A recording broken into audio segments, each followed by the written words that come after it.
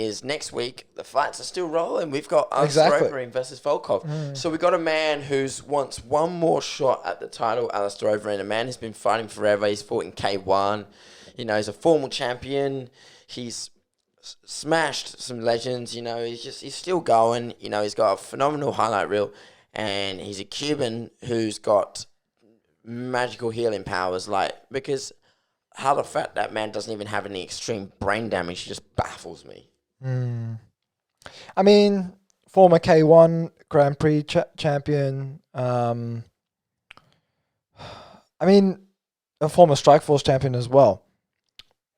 This is going to be an interesting fight because this is ex-champion versus ex-champion. You know, Alexander Volkov is a former Bellator champion as well as an M1 champion as well.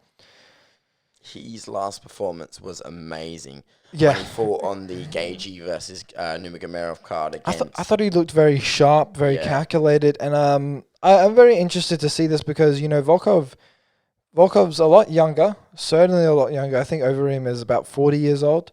I think 40 flat, to be honest. And Overeem has been making it clear that he wants to go, you know, one more stretch to the title, one more run, one last run to the title. He really does have to get through Volkov for this, and if he gets through Volkov, that definitely does catapult him to a title shot. But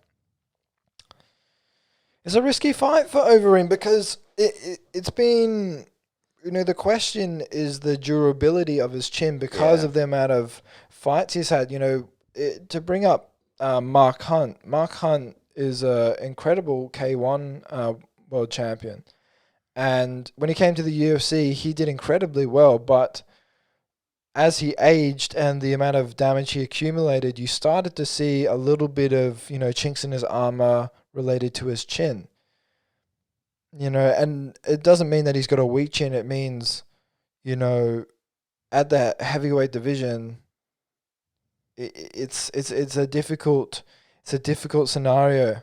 It's a different kind of situation because, you know, most people in the heavyweight division can knock out anyone else in the heavyweight division. They're just that powerful. They're just that strong. Mm-hmm. It's because you got Allistair Overeem, his 5th, and Alexander Volkov, who's 6th. So there's a little bit of a climbing in the ranks who wins, but, you know, you're still above that. You've got Rosenstrike and you've got Derek Lewis and Curtis Blades. And Curtis Blades has beaten Volkov and Derek Lewis has beaten Volkov as well. And so if Allistair Overeem wins, he's still got a bit of a climb. I think that if Overeem was to win, it would probably set him up for his rematch against Rosenstrike. Because Rosenstrike lost his last fight. And originally, Overeem had fought Rosenstrike, and Overeem was dominating the fight. Mm-hmm. Across those rounds, Overeem was winning. Yeah. But in the last few moments of the last round, Rosenstrike just fucking hits him with God knows what, splits open Overeem's lip. Fucking nasty cut. You can see like the inside of his mouth and his teeth. Yeah, and his gums. He was fine the next week because he's most likely got a good plastic surgeon. Yeah. But you know, if that wasn't to happen, Overeem would have won that fight and he would have been up for possibly another title shot or something like that, or perhaps to fight a fellow title contender and then to fight Stipe. Yeah. So I think if Overeem was to beat Volkov, that would set him up for maybe a rematch. However, it's a little bit too early to call. Volkov, if he beats Overeem, huge feather in your cap. To beat Overeem? Yeah. Or Ubereem?